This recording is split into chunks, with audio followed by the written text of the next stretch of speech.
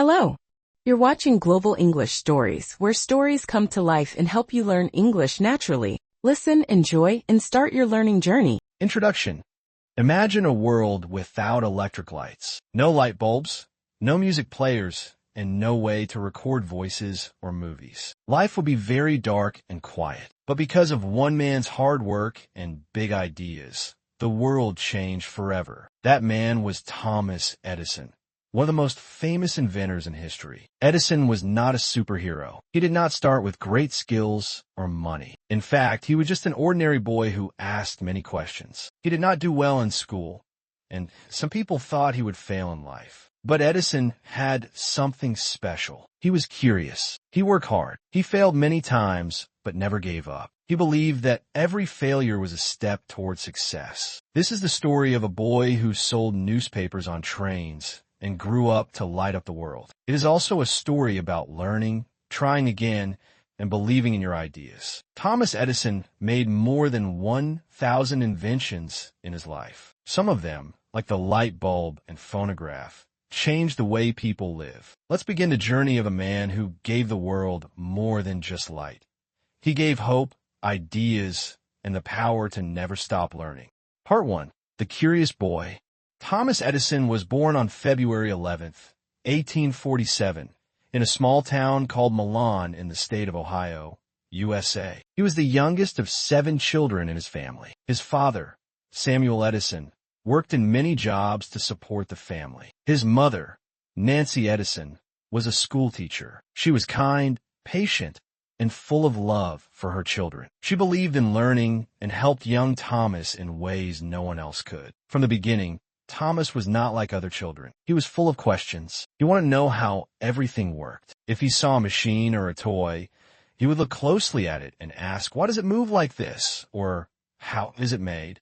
Sometimes he would even break things just to see what was inside. His curiosity was very strong, and it never stopped. In school, Thomas had a hard time. He didn't enjoy sitting still or listening for hours. His teachers thought he was slow and not smart. They didn't understand how his mind worked. After only a few months, his teacher told his mother that he was difficult to teach. Nancy Edison did not agree. She took Thomas out of school and decided to teach him at home. At home, Thomas learned in a different way. His mother gave him books on science and history. She encouraged him to read, ask questions, and do small experiments. She made learning fun and exciting. Thomas once said, "My mother was the making of me." She made him believe in himself, even when others did not. As he got older, Thomas's love for learning grew stronger. He read every book he could find. He liked stories about famous scientists and inventors. He also liked books that showed how things were built. One of his favorite subjects was chemistry. He collected bottles,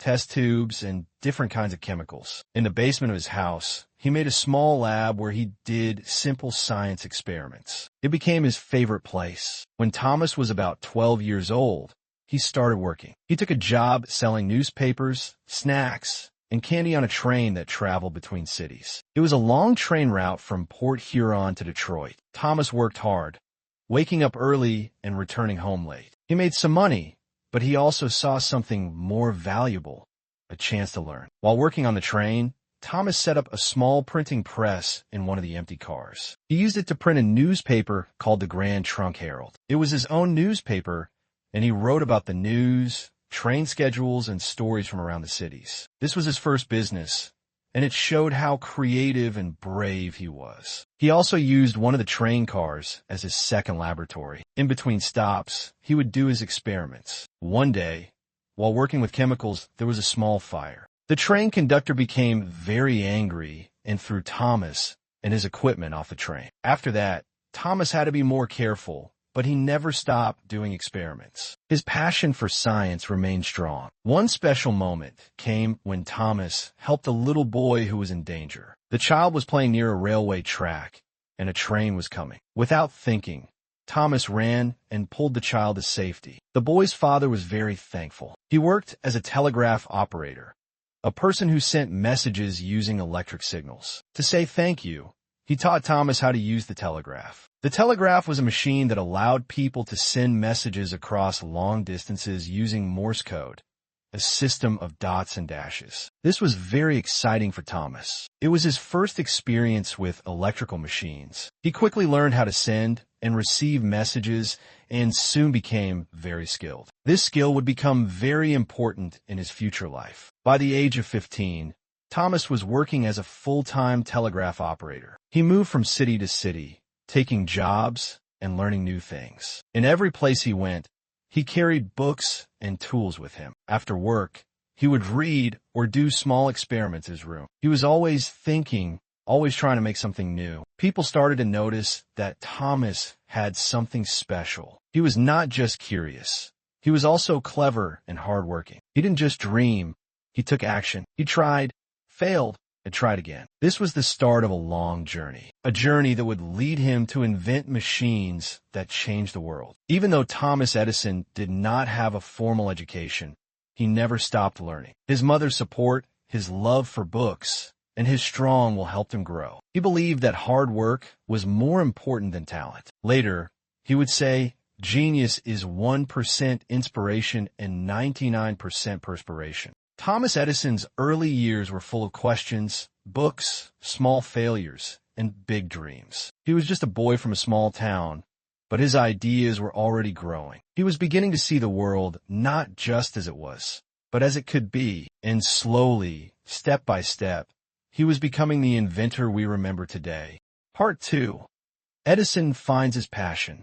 As Thomas Edison grew older, he continued to work as a telegraph operator. He moved from one city to another, working long hours and learning new things in each place. The job was not easy, but it taught him how electricity and machines could connect people. This idea stayed in his mind, the power of communication through wires. It made him more interested in electricity and how it could be used in everyday life. While other young men used their money for fun or clothes, Edison used his money to buy books and tools. He studied every moment he could. When he finished work, he would go to the library or read in his small room. He was most interested in physics, chemistry, and anything about electricity. He wanted to understand how everything worked, not just the machines, but the science behind them. In 1868, Edison moved to Boston. At that time, Boston was one of the most important cities in America for science and invention. It was full of new ideas, busy factories, and bright minds. Edison felt excited to be there. He found work quickly as a telegraph operator, but something had changed in him. Now,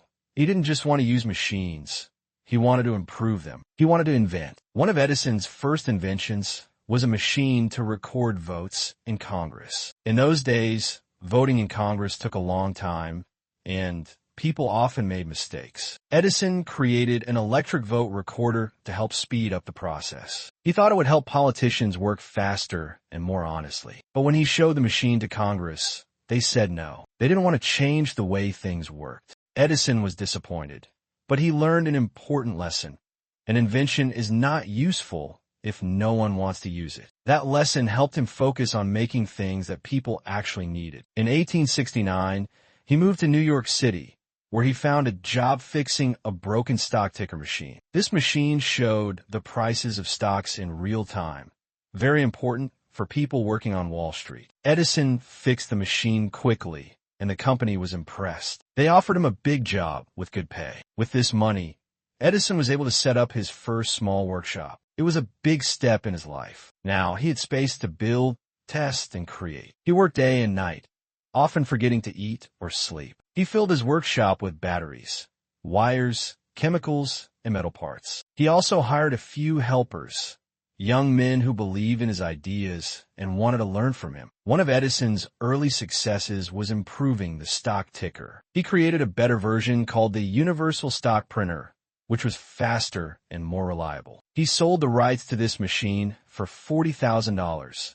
a huge amount at that time. Now, Edison had enough money to follow his dream in a bigger way. In 1871, Edison got married to Mary Stilwell, a kind young woman who supported his work. They had 3 children together, but Edison did not slow down after marriage. His work became even more serious. He opened a bigger lab in Newark, New Jersey, where he continued inventing. One invention led to another. He improved telegraph machines, made better batteries, and even started working on sound. He asked himself, can we capture sound like we capture pictures? That question led him to one of his most famous inventions, the phonograph. In 1877, Edison shocked the world. He built a machine that could record sound and play it back. It was the first time people could hear their own voices from a machine. He called it the phonograph. People were amazed. Some thought it was magic. Others called him the Wizard of Menlo Park, after the town where his lab was located. The phonograph was not just a machine, it was a miracle. It made Edison world famous. But Edison did not stop there. Now he wanted to solve one of the biggest problems of his time: how to bring light into every home, factory, and street. In those days, people used oil lamps and candles, which were unsafe and weak. Edison believed electricity could give people a safer, stronger, and cheaper source of light. This became his new goal: to create the electric light bulb. Part 3. Lighting up the world.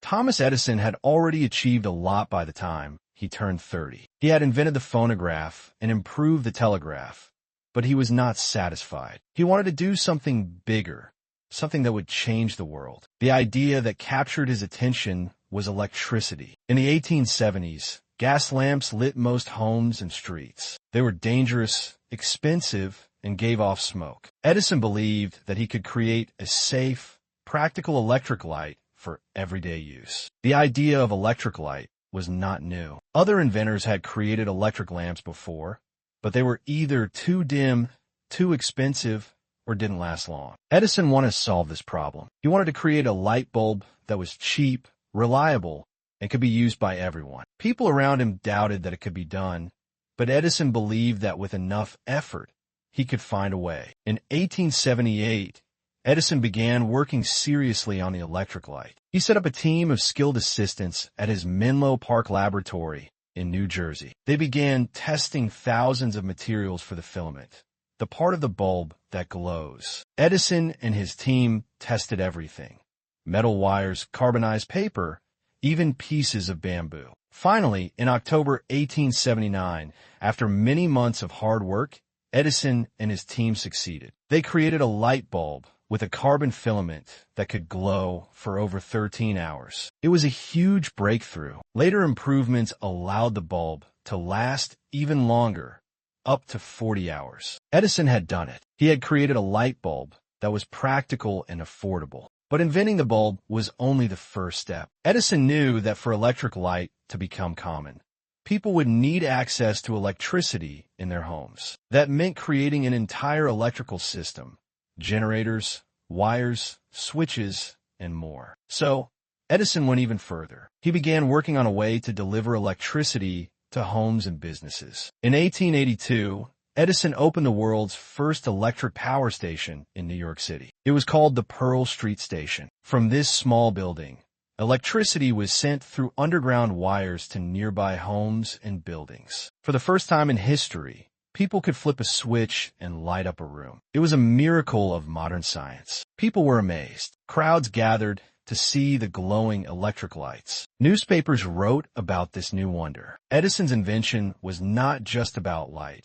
It was about a new way of life. Factories could stay open longer. Families could read at night without candles. Streets became safer with electric lights. The world was changing. Of course, Edison did not do it all alone. His team at Menlo Park played a big role. These assistants, often called muckers, worked long hours and followed Edison's lead. He inspired them with his energy and determination. Menlo Park became known as the first modern research laboratory. It was a place where science met business, where ideas turned into real inventions. The electric light made Edison world famous. He became known as the Wizard of Menlo Park. People saw him as a genius who brought light into the darkness. But Edison didn't stop. He kept improving his light system, making it more efficient and safer. He believed that invention was never truly finished. There was always a way to make something better. However, Edison soon faced competition. Other inventors and companies began developing their own electric systems. One of the biggest challenges came from George Westinghouse, who supported a different type of electricity called alternating current. AC. Edison used direct current, DC, which was good for short distances but had problems reaching faraway places. This conflict between AC and DC would later be known as the War of Currents. But at this point in his journey, Edison stood tall. His light bulb had changed how people lived. It was more than just an invention.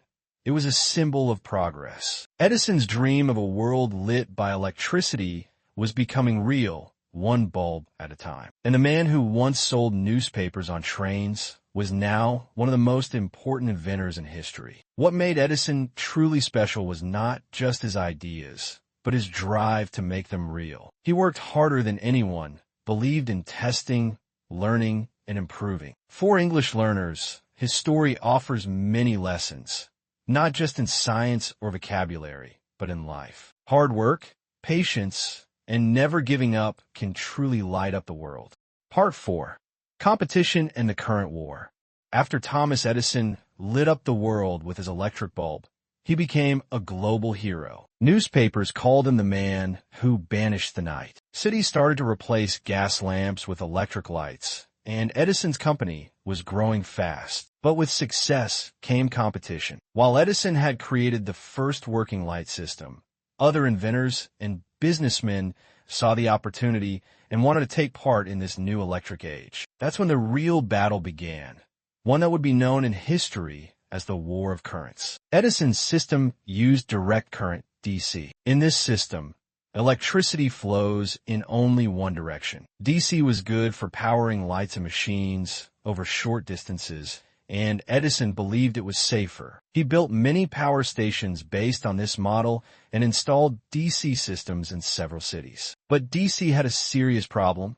It couldn't travel far. The power would lose strength if it had to go more than a mile or two. To power more homes, Edison would need many small power stations, and that was expensive. At the same time, another type of electricity system was becoming popular: alternating current, AC. In AC, the electricity changes direction many times each second. It could travel long distances with less power loss. A talented inventor named Nikola Tesla supported AC, and a powerful businessman named George Westinghouse backed him. Westinghouse saw that AC was more efficient and cheaper for cities and rural areas. He began building AC power systems across the country. Edison didn't like this at all. Edison strongly believed DC was safer. He worried that the changing current in AC could kill people if it was not handled properly. Instead of quietly competing,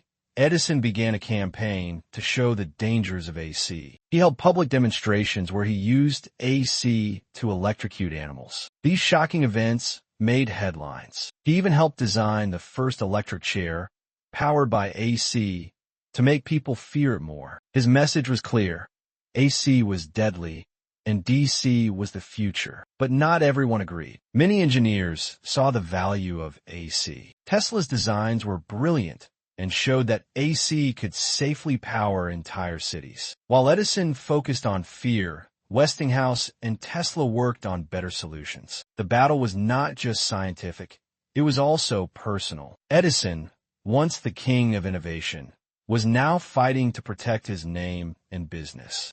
The biggest moment in the War of Currents came in 1893. The U.S. government planned to light up the World's Fair in Chicago. This event would be seen by millions of people, and whoever got the contract would win worldwide attention. Edison's company, now part of General Electric, submitted a bid using DC. Westinghouse offered a cheaper and more powerful solution with Tesla's AC system. In the end, Westinghouse won. When the fair opened, the world saw what AC could do. The sky was filled with lights, and people were amazed. AC had won the war. This defeat was hard for Edison. He had put so much energy into fighting AC that he had missed chances to grow in new directions. His own company had started moving away from DC because AC was better for business. Edison didn't like it, but the decision had been made. The world would now run on alternating current, not direct current. Still, Edison's achievements were far from over. Though he lost the current war,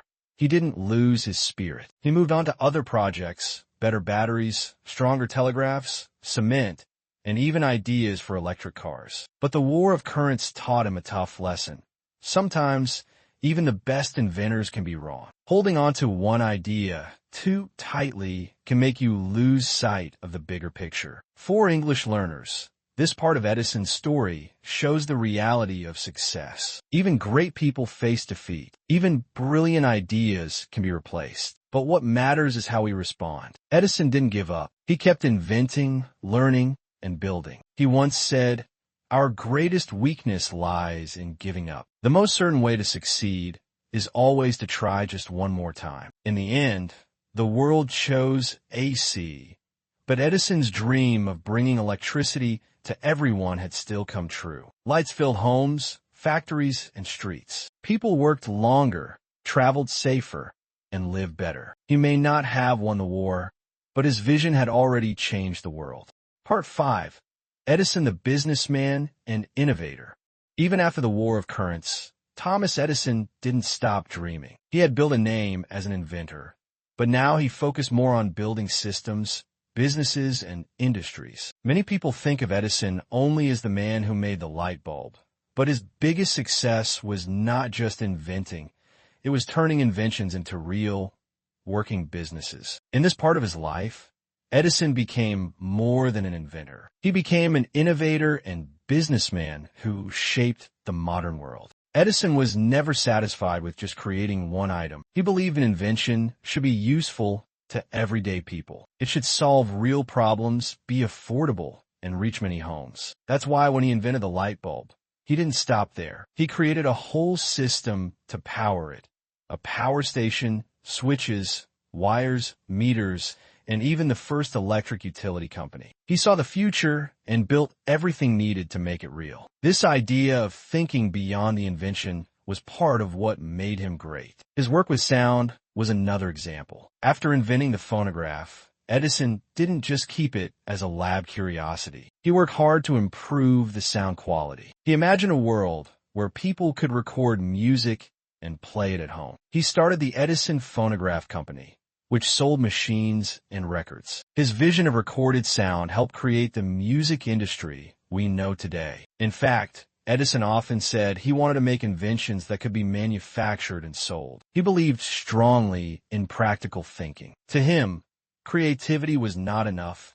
It had to be followed by effort, testing, marketing, and production. That's why he built his famous invention factory in West Orange, New Jersey. It had over 60 workers, many of them engineers, machinists, and scientists. Together, they developed new products, ran experiments, and created over 400 inventions in that lab alone. It was the world's first research and development center, a model that all modern tech companies use today. But not all of Edison's ideas worked. Some failed badly. He tried to build a talking doll using his phonograph, but the voice was so strange and unclear that children found it scary. It didn't sell. He worked for years on a better way to mine iron, but his methods cost too much. Still, Edison didn't call them failures. He famously said, "I have not failed. I've just found 10,000 ways that won't work." His mindset was clear: keep trying and learn from mistakes. One of Edison's biggest successes after the electric light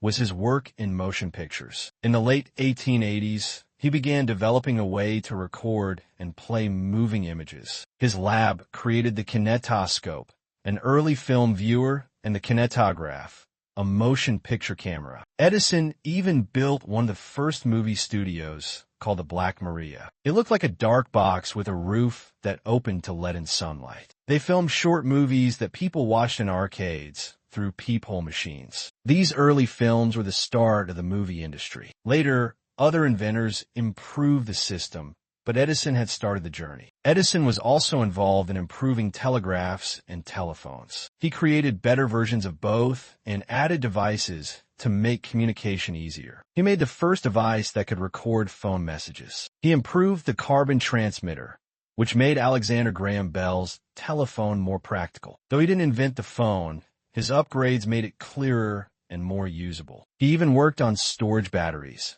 which could hold electricity for future use. These were helpful for electric cars, mining lamps, and railroad signals. Edison believed electric cars were the future. He thought gasoline was messy and noisy. Though gas cars won in the short run, his ideas on batteries would later inspire modern electric vehicles. Companies like Tesla are building on ideas Edison believed in more than 100 years ago. As a businessman, Edison faced challenges. He worked long hours and expected the same from his team. He was not always easy to work with. Some people thought he took too much credit. Others said he ignored their ideas, but no one doubted his passion. He was always in the lab, testing, improving, and pushing his team. He read thousands of books, filled notebooks with ideas, and tried everything himself before releasing a product. By the early 1900s, Edison had become one of the most famous men in the world. He held over 1,000 patents. He had created entire industries: electricity, sound recording, film, communication, and helped the U.S. become a land of technology and growth. But even then, he never rested. He kept working into his 80s. In every stage of life, he stayed curious and focused. He didn't care about comfort or retirement. He cared about building things that mattered. He was not just an inventor in a lab, but a man who saw the future and helped build it. He taught the world that true success comes from more than talent. It comes from purpose, effort, and belief in your own ideas, even when others don't see your vision yet. Part 6. Edison's Legacy and Final Years.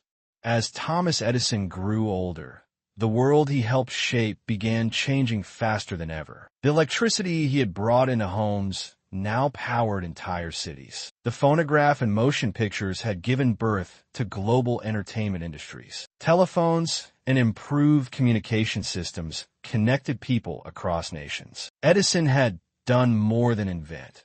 He had pushed humanity into a new age of technology. But in his final years, he also faced challenges, losses, and deep reflections on what it all meant. By the 1910s, Edison had become a household name not just in America, but around the world. Newspapers often called him the Wizard of Menlo Park, and he was seen as a symbol of progress and American innovation. Presidents, kings, and fellow inventors admired him. Yet, despite his fame and fortune, Edison remained dedicated to his work. He spent more time in his lab than in luxury, always chasing a new idea, always experimenting. He never stopped learning. Edison continued to work on his storage battery project for years. He believed the battery could help reduce pollution, replace gasoline and power cars, machines, and homes. Though the project took longer than expected and had many technical issues, Edison finally succeeded in making a stronger and longer-lasting battery. It wasn't perfect, but it had uses in many industries and became one of his most profitable inventions in his later years. One of the most important friendships Edison developed during this time was with Henry Ford, the automobile pioneer. Ford had worked briefly for Edison in his early years and had always admired him. As Ford grew successful with his Model T car and assembly lines, he often credited Edison as his inspiration. The two men became close friends, sharing ideas, jokes, and vacations. They even built vacation homes next to each other in Florida. Ford's respect for Edison was so deep that he later built a full replica of Edison's Menlo Park lab in a museum. Despite his strong will and sharp mind, Edison's body began to weaken. Years of working with dangerous chemicals, long hours, and little rest started to affect his health. His hearing, which had been poor since youth, got worse. He sometimes used notebooks to communicate with visitors. Still, he showed up to his lab every day wearing his usual suit and tie, his eyes still full of curiosity. In 1927, Edison joined a special project with the U.S. Navy to help improve submarine detection. Even in his 80s, he was contributing to national defense with his technical knowledge. His passion for solving real problems never faded. As the 1930s approached, the world was facing the Great Depression. Jobs were lost, businesses collapsed, and families struggled. Edison encouraged people to stay hopeful and keep working hard. He believed that invention, creativity, and effort could still solve problems. His message was simple but powerful. Our greatest weakness lies in giving up. The most certain way to succeed is always to try just one more time. In 1931, Edison's health began to fail quickly. He was diagnosed with diabetes and other complications. Friends, family, and even the President of the United States sent their prayers and best wishes. His final days were spent at his home in West Orange, surrounded by his wife Mina and their children. During his last moments, Mina asked if he was at peace. Edison's final words were gentle and poetic. He said, "It is very beautiful over there." Thomas Edison died on October 18th, 1931, at the age of 84. The news spread quickly. Across the country, lights were dimmed for 1 minute in his honor. Factories paused, movie theaters went silent, and newspapers printed special editions celebrating his life. The world had lost one of its greatest minds, but his light continued to shine through everything he had created. Edison's legacy is massive. He held 1,093 U.S. patents and hundreds more internationally. His inventions changed how we live, work, communicate, and entertain ourselves. He helped create whole industries: electric power, sound recording, film, and more. But beyond the inventions, Edison gave the world a mindset, a way of thinking that combined imagination with action. He taught people that success isn't about being the smartest in the room. It's about working harder, believing in your ideas, and refusing to give up when things go wrong. His story shows us that greatness is built, not gifted. Today, we see Edison's influence in every part of life, from the light above your head to the phone in your hand, from the music you stream to the movies you watch. His ideas are still alive. His story inspires inventors, students, dreamers, and anyone trying to make something new. For English learners, Edison's journey is more than a story of success. It's a powerful lesson in persistence. Just like he tested thousands of times before getting the light bulb right, you must keep practicing, listening, reading, and learning. Progress is slow, but it builds. Edison didn't stop after one invention, and neither should you. He was a man who saw problems and turned them into possibilities. He failed often, but he always got up. He didn't just dream, he did. And in doing so, he lit up the world. His story teaches us that success is not about luck or talent alone. It's about action. It's about showing up, trying again, and staying focused even when the road is long. Whether you're learning English or chasing a dream of your own, Edison's life reminds us of a simple truth. Progress takes patience, effort, and belief in yourself. So wherever you are in your journey, in language, life, or learning, remember, you don't need to be a genius to succeed. You just need to keep going. If you enjoyed the story, don't forget to like, share, and subscribe. Keep learning, keep growing, and one story at a time.